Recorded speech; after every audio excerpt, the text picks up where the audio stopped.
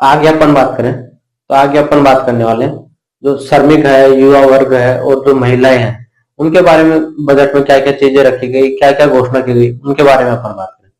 तो श्रमिकों के बारे में अपन सबसे पहले बात करते हैं। श्रमिकों के जो अपने घुमंतु और अर्ध घुमंतु जो व्यक्ति हैं तो उनके लिए शिक्षा के लिए गवर्नमेंट के द्वारा एक राजपहल कार्यक्रम चलाया जाएगा।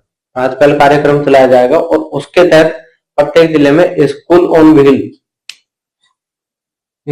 व्हील कार्यक्रम चलाया जाएगा, जो कि अपने चलाया जाएगा। राजपहल जो कार्यक्रम है गवर्नमेंट एक लेके आ रही है, राजपहल कार्यक्रम।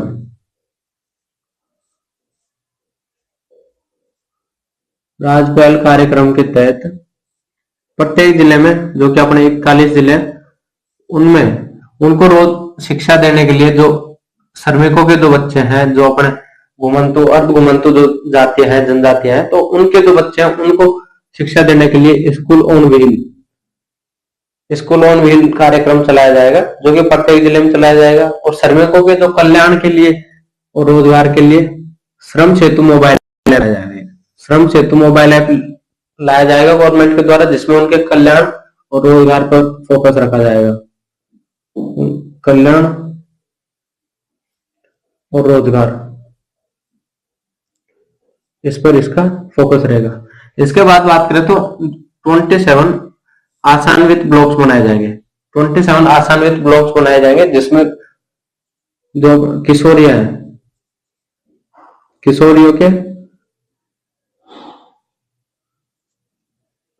किशोरियों के पोषण पे ध्यान दिया जाएगा। किशोरियों के पोषण पर ध्यान देने के लिए तो 27 आसान्वित ब्लॉक्स बनाए जाएंगे।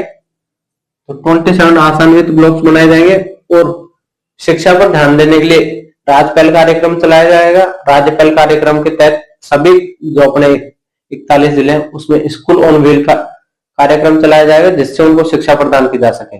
और श्रमिकों के कल्याण और रोजगार के लिए श्रम सेतु मोबाइल ऐप लॉन्च किया जाएगा। तो ये बातें थी कुछ। इसके बाद में युवा वर्ग की बातें करें अपन, तो युवा वर्ग के जैसे अपने सेंटर में सेंट्रल जो टेस्टिंग एजेंसी है उसके तर्ज पर अपने स्टेट में स्टेट टेस्टिंग एजेंसी बनाई जाएगी। तो क्या बनाई जाएगी? State testing agency.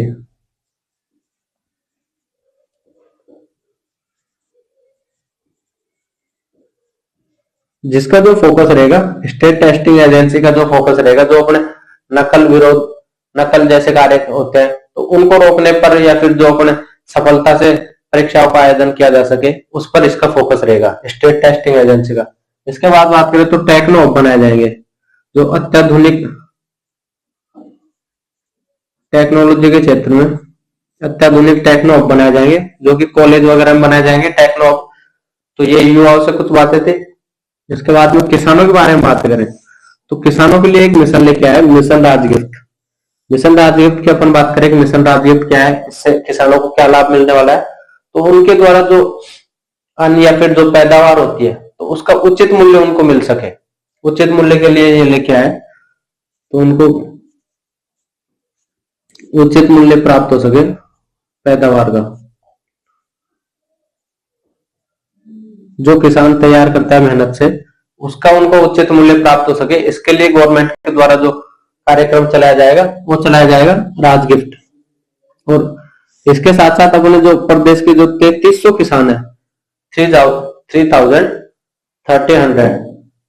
जो किसान है, उनको प्रदेश से बाहर किसी अन्य प्रदेश में भ्रमण का मौका दिया जाएगा, जिससे उनका क्या हो सकेगा, बौद्धिक विकास हो सकेगा। तो बौद्धिक विकास के लिए क्या किया जाएगा, भ्रमण करवाया जाएगा। बौद्धिक विकास के लिए गवर्नमेंट क्या कर रही है, भ्रमण का कार्यक्रम करवाया जाएगा किसानों को। 3300 किसान है अपने प्रदेश के, उनको मौका दिया जाएगा कि वो बाहर जाए, वहां के किसानों से सीखे कि भाई वो कैसे खेती करते हैं, किस प्रकार के बीज यूज करते हैं, कौन सा खाद यूज करते हैं, जिससे कि भाई अधिक पैदावार हो सके, तो जिससे उनका बौद्धिक विकास हो सके। तो इसके लिए 3300 किसानों को भ्रमण के लिए भेजा जाएगा। सशक्त नारी के लिए कुछ प्रयास किए गए, सशक्त नारी के लिए उनके द्वारा कुछ उद्देश्य रखे गए, कुछ घोषणाएं की गई कि उनके द्वारा क्या क्या किया जाएगा आगामी समय में। तो सबसे पहले जो घोषणा है वो है कि अपने जो 7500 जो आंगनवाड़ी केंद्र है, 7500 आंगनवाड़ी केंद्र बनाए जाएंगे और उनको जो नंद घर के रूप में विकसित किया जाएगा, घर के रूप में विकसित किया जाएगा उनको, आंगनवाड़ी केंद्रों को। और इसके लिए जो बजट रखा गया है वो 225 करोड़ का बजट रखा गया है। बजट में इनके लिए जो अनुदान दिया गया है तो वो 225 करोड़ रुपए उनको दिया जाएगा, नंद घर के रूप में विकसित किया जाएगा 7500 जो आंगनबाड़ी केंद्र बनाए जाएंगे उनको।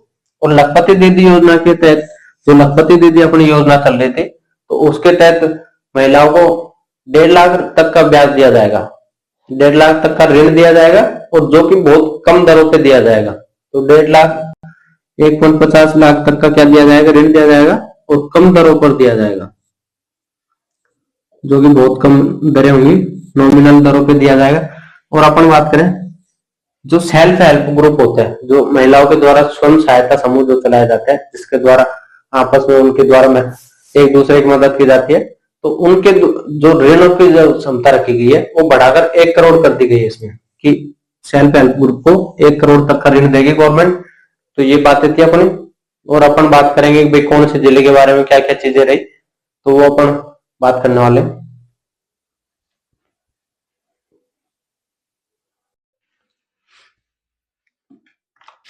वो बच्चों के लिए फेमस है, बच्चों के इलाज टावर, अपन एसएमएस हॉस्पिटल खुडी जैसलमेर की, खुडी जैसलमेर की। तो आज जो की अपन बात करते थे वो अपने अलवर और बैंगलोर में क्या होता, वहां पर क्वालिटी मॉनिटरिंग स्टेशन बनाए जाएंगे। उसके बाद बात करें तो अपन जो 150 जो कॉलेज है, जो महाविद्यालय है, वहां पर क्या किया जाएगा, रानी लक्ष्मीबाई केंद्रों की स्थापना की जाएगी, रानी लक्ष्मीबाई केंद्र बनाए जाएंगे, जिससे क्या है कि 50,000 जो लड़कियां हैं उनको आत्मरक्षा के बारे में जो ट्रेनिंग दी जाएगी, प्रशिक्षण दिया जाएगा कि वो सेल्फ डिफेंस कैसे कर सकते हैं।